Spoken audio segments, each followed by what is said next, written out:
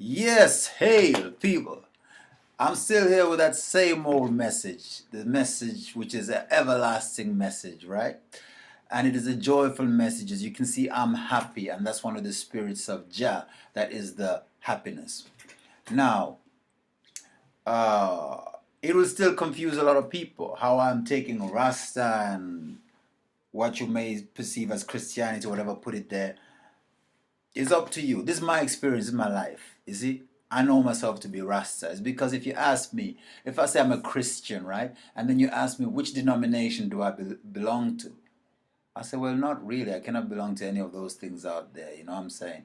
But I'm up to date, and the most up to date movement within the Christian tradition is Rastafari, because it's a fulfillment of a Christian prophecy of what was supposed to happen after Jesus goes up to heaven, and the people are wondering what's going to happen, and John is kind of like also wondering what's going to happen, and he's on Patmos, and then he gets the revelation, and then everybody starts to get an idea what's going to happen, because this brother promised so many things, and then he went away, and everybody's like, what should we do? And they get the Holy Spirit, and they're just running around, everybody doing their own thing. But they said, look, he had to go up and make a plan, and after they made the plan, say, okay, we made a plan, this is how we're going to do it, this is how we're going to conclude everything, so now let the people know. And then John got the message, and that's the revelation, and that's it, and then it comes, and within that revelation it makes a prophecy, and that prophecy was fulfilled by the coronation of his imperial majesty.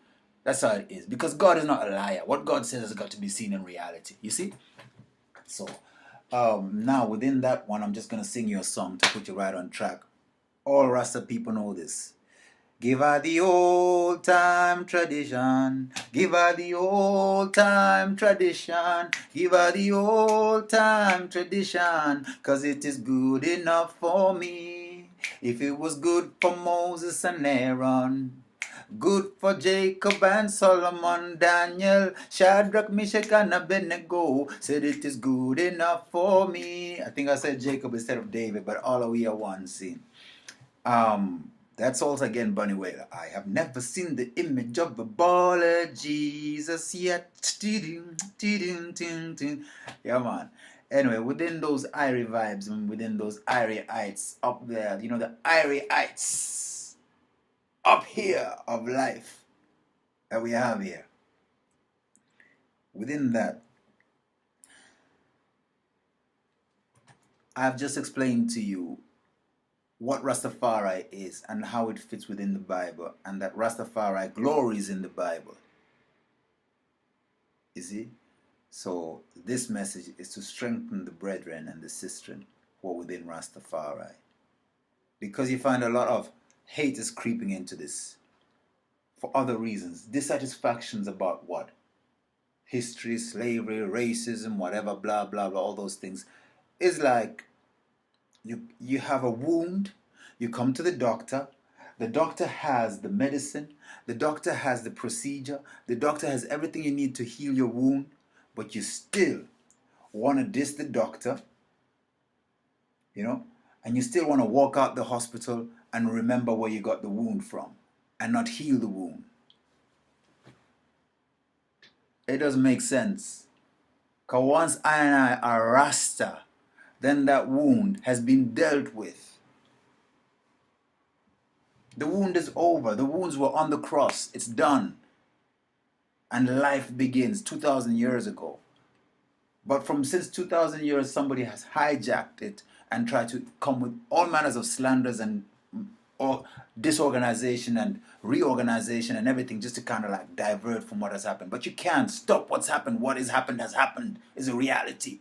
The sacrifice was given and the man sits on the throne and that's it. So you see, His Imperial Majesty came on earth and all the people around the world tried to conspire to get him off the throne through Mussolini. You see?